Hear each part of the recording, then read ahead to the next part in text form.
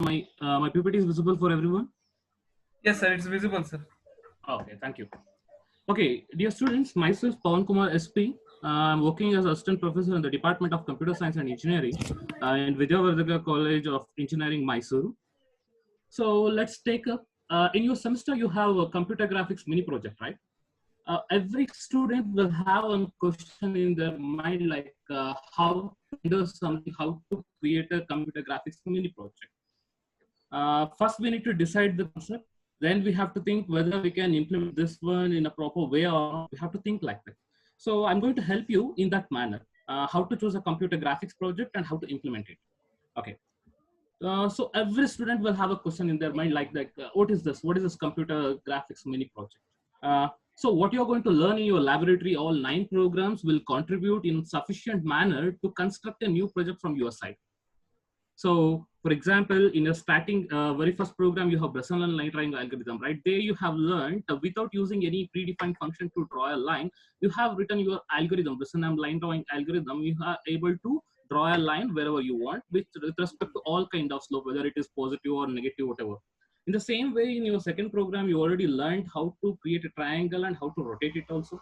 Then your third and fourth program, you learned about how to create a color cube. After creation of a color cube, how to spin it, how to rotate it. Then that's we call it as animation. Your third program, you will learn little bit about animation, and in your fourth program, you'll keep the cube as it is. But the thing is, you're going to change your camera position. So prospective weaving we are using over there. In the same way, in your fifth program, you will learn clipping and all. In the other programs, you will learn part by part what is essential for your computer graphics mini project. So I think because of the time constraints, I think we have finished around 4 to 5 labs in every colleges. So let me start it from scratch. The first thing, when you're going to create your project or you're going to do your programming in your system, first thing you need to learn how to manage your window. Manage your window, and then you have to think about viewing and clipping. You should have enough knowledge about weaving and clipping. Then you should have a knowledge about lighting and shading, and then you should know how to transform an object. Then you should know how to take input from a user. Then animation and simulation, how you're going to convert all these things, how you're going to do your animation and simulation by taking all these concepts. Okay, let's discuss one by one. First thing I want to discuss about your window management. So what happens when you are doing your laboratory or when you're creating your project? So everything, what is your display device, what you are going to draw, everything will display on your monitor, right? So inside your monitor, you have to create one drawing area. That's we call it as window, where exactly you're going to render your creations. So here, this is what your window, where exactly you're going to draw something, where exactly you're going to draw something here. So if you want to draw something in your home, what you will do? So first you will think what I'm supposed to draw now. So then you will think how much bigger area I want to draw. So if you want to make a small drawing also, you'll go and buy a paper like A4 or A3, whatever you want. So we need to decide the size of your drawing area. So in your laboratory programming, you already done with the help of your GLUT create window, GLUT init window position, GLUT init window size and all. So we have to decide what is the width of the window, what is the width of my drawing area. Then I have to decide what is the height of my drawing area. Then I have to decide what is the position of my drawing area in your monitor. These three things we already done in your laboratory. So what the function we are using? One is for window position, GLUT init window position, GLUT init window size. So one more thing, look here, when you're doing your graphics project or your laboratory, so we have to configure your display. So what do you mean by that? The configuration of display means one thing, whether you are using a single buffer or a double buffer. So it depends upon how much complex project you are doing, how much complex rendering you are doing. Second thing, what color model you are using means in terms of what values you are going to express your color. So right now in your syllabus, you have RGB and CMY, and we have HSP also, we have LAB also, we have different color models to express a color. The third thing is when you're performing your 3D operation, when you're performing your 3D animation, we have to concentrate on for depth information. We have to concentrate on your depth information. Depth information means what?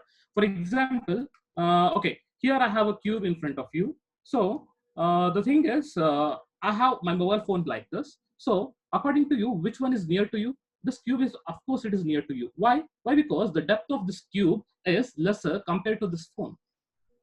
So depth is more means the object is far away from the camera. So when you're displaying this one, or else when I'm displaying like this, so what happens? This part of a mobile will display on the screen and complete cube is display on the screen. So I need to hide the area of this mobile this much. So how you are going to decide that one? So to decide all these things, to decide what is the hidden surface or what is the hidden object in your screen, we have to think about your depth information. So when you configure your system, you have to think about all these things. So that is what we call it as window management. Or else one more thing, what we have, we can create a sub window also. You can create a sub window also. That also comes under your Windows management. The functions are everybody everybody know, I think. So let's go for the next one. So next, you should have a proper idea about weaving and clipping. And weaving means normally in your graphic system we'll think about two kinds of weaving. One is prospective weaving, another one is orthographic weaving or orthographic projection. So what happens? I will give a best example for your prospective weaving. Look here, the Ramayana Mahabharata is written by someone. A story is same, right? But we have many more authors for the same Ramayana and Mahabharata.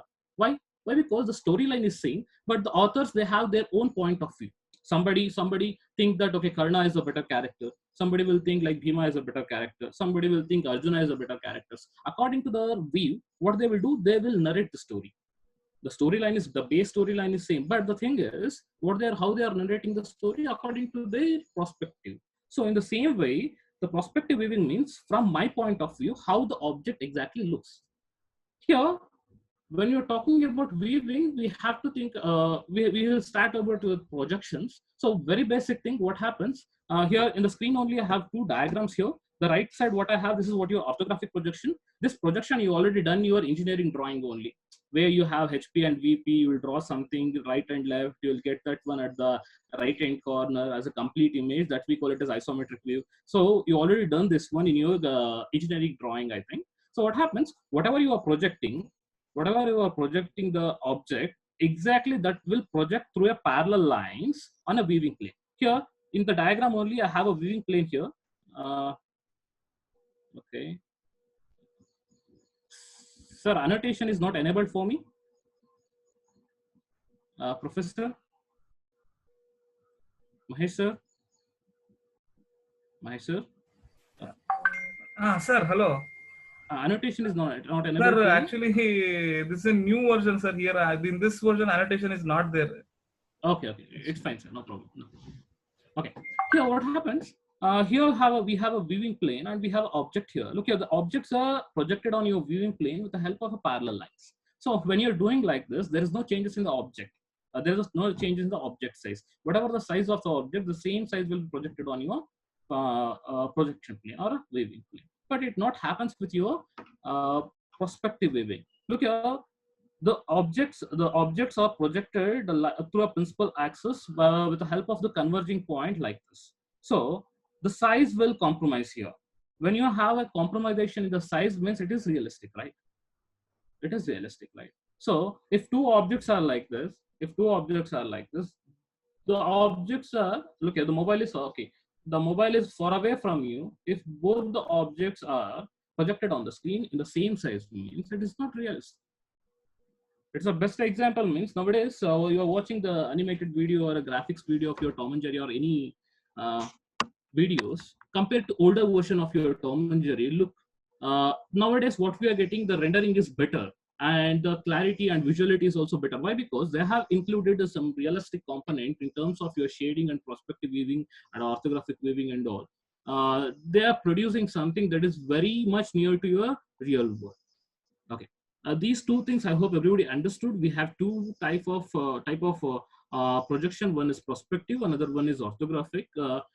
So in your computer graphics, when you're working with your 2D, you already use that ortho 2D function. I think ortho 2D function, we need to pass 4 parameters, right? 4 parameters. Whatever you will write inside that, that will display on the screen. Or else you can think like this. You are going to set a quadrant system also. In two ways, we can think about this ortho 2D function. There we are passing 4 parameters. Those 4 parameters, what happens? It will restrict some area. We can also clip it. We can also call it as a clipping window. Whatever you write inside, it will display on the screen. What you are not going to write inside, it won't display on the screen. So we are going to set that one, x minimum and y minimum and x maximum and y maximum. That is about your ortho 2D function. GLU ortho 2D function. You will pass 4 parameters.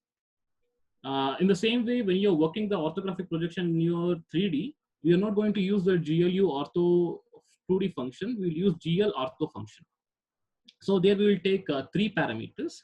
So here we have, that is what your x minimum and x maximum, and y minimum and y maximum, and z near and z far. So we are going to construct a cube-like structure. Here we are not calling this one as a clipping window, clipping window. We call it as clipping volume or weaving volume. So inside this volume, whatever you are going to draw, that will be displayed on the screen. Anything you are writing, look here, the blue color ball is not inside that cube volume. It is not displayed on the screen. It is not projected on your clipping plane. The yellow and red ball is projecting on your clipping plane. The same will happens with your prospective projection also. The prospective projection, what function you are going to use to get this prospective projection? Inside your reshape function or somewhere, you will use that frustum function, right? GL frustum function. That frustum function also will also take 6 parameters. That is x minimum and x maximum, y minimum and y maximum. This is what the x minimum and y minimum, and y maximum and y maximum and y minimum, and z near and z far. So here also we are constructing some kind of volume. It is not exactly like your rectangular cube. It is not like your exact rectangular as cube. Why? Because we are not projecting with the help of a parallel lines. So look here, the sizes also differs. So it looks realistic. Okay, what you are getting the image here, it compared to this one, it looks clear. Why? Because look here, the yellow ball is near to the camera, it looks bigger. The red ball is away from the camera, it looks smaller. So for object should visible smaller one, right? So that is what the real nature. So when you're doing the same thing with your orthographic projection, what happens? Look at the red ball and yellow ball, they appear same size in your viewing plane. That is the difference. If you want to get any realistic scenario, you have to go with your prospective projection. In your fourth program, we are doing this one, and fourth program, and you may implement the same thing for your teapot experiment also. Teapot experiment also, you can go with your prospective projection. Okay, that's all about your prospective projection. I have taken one more example for your better understanding. Here, this is what your prospective projection. This is what your parallel projection. Look here, the objects are projected parallelly on the waving plane. So see, look here, the red and blue are appears in the same size here.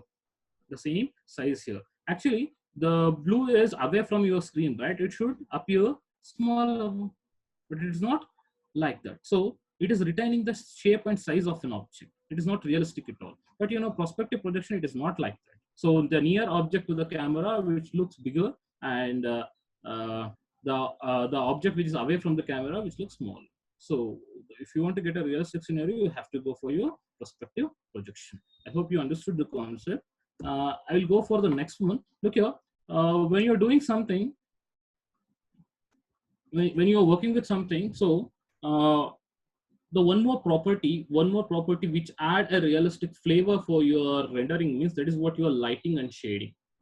Look here we have a light source, and the light source is falling, light is falling on an object.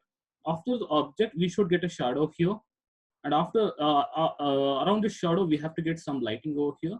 This is what the realistic nature, right? In the nature, you will get lighting. Sun is a natural light source, and we call it as it is an infinite light source also. Why? Because it is away, it is much away from us. So we'll keep that value as a constant when you have a light source at an infinite distance. So this is come under your illumination modeling concept in your what module? It may come in your third module, I think. Yeah, it will come in your third module, lighting and shading and illumination models and all. So there you learn all those things. Okay, look here. So here, what I'm trying to express is here, if you want to create a realistic scenario, there should be a light source. If you have a light source, there should be a shadow for it. There should be a shadow for it. In my camera visuals only, look here. In the door, right side of the door, look here. Light source is where I'm sitting. Above, we have a light source, and look here. This part of me, it looks what? Darker. and this part will looks what brighter, and whatever area which is exposed for this light source, it will looks brighter, and I'm getting the shadow below me also. Or else in this door also you can see, look here, this shelf is the light source is in this direction. Look here, here I'm getting the shadow of this shelf. So this is what the realistic scenario, right? Your main motto of your computer graphics is what? You have to match the real world with the world what you have created. So, sorry. Okay, so we have to think about how to construct this one. It is purely mathematics. Okay, we cannot apply lighting or we cannot apply shadowing how you want. Why? Because how we have the light source in the opposite direction only, you have to get the shadow. You cannot get on the light source. And one more thing you have to think about, the object surface property also you have to take it as consideration, whether the object is smooth or object is rough surface. So why I'm talking about this one means we have to consider the reflection also. We have to consider a reflection also. Reflection means, for example, in your classroom, you have a podium, you have a dais. If any light fall on that, you are getting a reflection of it. Of course, you will get a reflection of it, but you are not going to recognize that one. Why? Because those are all rough surfaces. Whatever the light rays will fall on it, it will distribute in all the directions. The intensities will distribute in all the directions, so no problem in that. So you cannot see that reflection properly. But your water bottles, your spectacles, or else your watch and all, the bangle what you have, they are shiny surfaces. So what happens when you have those kind of surfaces, when light rays falls on it, it will distribute it in unevenly, it will distribute in all directions, so you can get the reflection effect on it. So when you are involving some object in your computer graphic system or in your word coordinate system, you should think that what kind of property, what kind of surface property have for more objects. So if it is shiny, we'll get definitely will get what kind of reflection? Specular reflection. That's what we call it. Whatever will get the reflection on your shiny surfaces, we call it a specular reflection. Whatever the reflection you will get on rough surfaces, that is what your diffuse reflection. Otherwise, in my face only, my face is rough surface. So the reflection is happening on my faces, but it is not visible properly. Why? Because it is evenly distributed. It is evenly distributed in all the directions. So if suppose I have some water bottle here, I have some water bottle here, this part of the area you're getting more reflection, right? Why? Because this is shiny surface. This is shiny surface. The color of this water bottle is copper color only, but you cannot say this area belongs to copper color. Why? Because the reflection, the material property we have included in this. So this is what the real world. So you have to get the scenario like this: the shading, the light effect, reflection, everything you have to include. So this thing you have to keep it in your mind. You will learn this one in your teapot experiment. There we have to specify the diffusion properties, value for diffusion, value for specular reflection, and material properties also we have to define. Then light function we will apply that light function and we will get that effect. And you can move your light source also. You can move your light source also. You can experience that one with the help of the teapot experiment. You have that light source function, right? Above that light source function, so apply some rotation function, use some keyboard or mouse, and change the value of it. Change the coordinate value of that light source. It keep on rotating around the object. You can experience that one. So you have to do all these things with your laboratory experiment. Then only you can do your project from the scratch. So here I have one more figure for you. One more diagram for you. Look here, the light source is exactly where you have the light source. So here we have the light source and the object. Look here, here I got a reflection and here I got what? A shadow of that object. Here the light source is exactly middle of the objects. So this is one more example of your lighting and shading effects. So you should have a clear idea about this if you want to create a realistic scenario. Then we have to think about the transformation. Now you already learned, right? What is transformation? Any object is changing its position. Look here, this is what my object right now I have in my hand. So this object is changing its position with respect to any axis. Like it is moving in x-axis, it moving in y-axis, it moving in z-axis. So the changes should happen in a straight path. The changes should happen in a straight path. We call it as translation. Or else, if look here, the object is changing its position now, but it is not happening with the straight path. Look here, I have an axis. This I will consider as x-axis. It is changing its position around this x-axis, not in a straight path. What path? Circular path. This we call it as rotation. And if the object is increased the size like this, look at the size is increasing, size is decreasing. This we call it as scaling. So this is the transformation we have, and we have the mirror also. We have we call it as reflection, and we have one more sharing also. We have skewing also. We have many more other transformations. You have to apply all those things. So this is what your rotation, this is how it is performing. Then you have translation, the changes in the position of an object in a straight path. Then you have what we can call it as scaling, a size increase or decrease of an object. This is all about your transformation. This transformation in your second program you already learned, I think. And in your third program also you'll do the same thing. What you're in third program, you have your cube and you have to spin it. So with respect to the origin, you are going to spin your cube like this. So this is what the transformation, we are performing the rotation. You are performing anything, we call it as what? Transformations. So you already got that movie, right? Transformers. So what is happening over there? Look, the car is transformed into a robot. So there is a change, there's a change in the shape, there's a change in the size, there is a change in everything, color and all. So that's what we call it as transformations. So in your graphics, we have these three main transformations. Then I will go with your user input. So what happens when you're running your program, the program wants some input from your side. So what happens if you want to rotate the same cube with respect to x-axis, you have to trigger that one. How to trigger that one? You have to take an input from the user. Normally, how you will take the input from the user? You will take an input from the user with the help of your input devices. Mouse you will use, obviously. Then you will go with your keyboard. Then you will go with your menus. Here, one more extra thing. What we have, we can design your graphics program with the help of the menus also. Menus, we can create a menus. In that menus, you are going to select some option. That option will trigger some function in your program. So in your third and fourth program, you have used that function. First, if you want to include the keyboard in your program, you have to register that one in your main program. How to register that one? You have to register like GLUT mouse function. That function will take another function as a parameter, exactly like your display function or my reshape function. Those built-in functions will take another function as a parameter for it, correct now? Then in the same way, you have to register a mouse function. In the same way, you have to register a keyboard function. In the same way, you can create a menu over there. GLUT create menu function will be there. Use that function. And if you want to add option for this, how you can add menu entry, and you have to write the option. So this is a way you can get an input from the user. So this will give an interactivity for your graphics package, interactivity for your graphics program. Then I'll come to the end of this discussion. So what happens? What you call it as animation? What you call it as simulation? So now you have done with your window management. You know how to do work with your window. Then you learned about viewing and clipping, the function with respect to that one. Then lighting and shading you have learned, transformation in 2D and 3D you have learned, and user input, how to provide your light. And then you got when you're combining all these things with the timing, with the proper timing. So that is what your animation and simulations.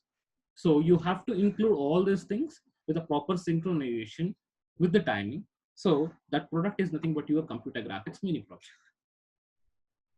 Uh, Computer graphics mini project. I hope everybody understood.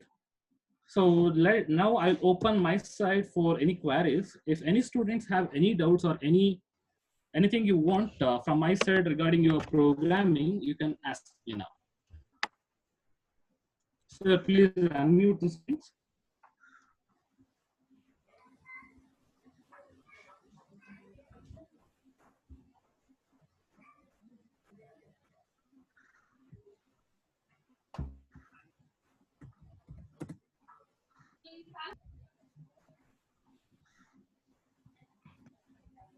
Any queries? Students, you can ask me anything about your graphics programming. I'm ready to help you out with that. Any doubts you have, anything where any doubts or any issues you have with computer graphics, I can help you out. Please ask me. I'm like your professor only, my sir only. You can ask me anything.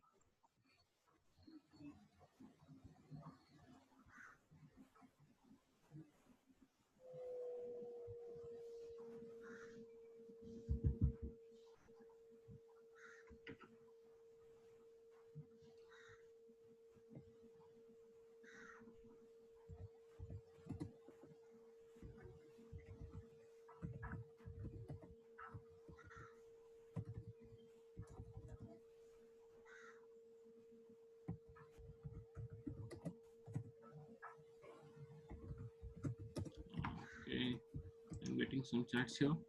Any queries?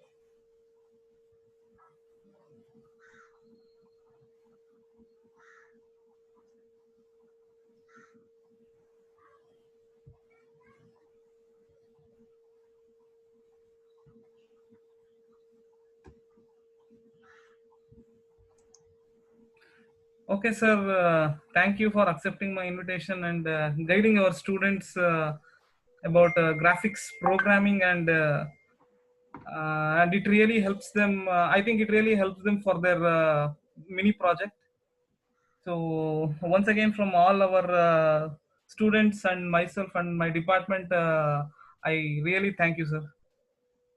Thank you so much, sir, for your invitation. And the students are not interactive at all. So why, sir? They don't have any doubts on this, or else Let's explore, anything how sir. to animate and all. Okay, anytime, sir. If they have any doubts in their idle function writing and all, Yeah, your parameters of regarding your rotation, transformation, how to yeah, manipulate it and all. If they have any doubts, they can ask me. yeah. Uh, Thank you, sir. I don't have. I'm free to help them. Uh, Okay, okay, sir. I hope okay, it's clear for everyone. yeah, Okay, sir. Thank you for your invitation, and students. Thank you all. okay. Thank you, sir. Thank you, sir.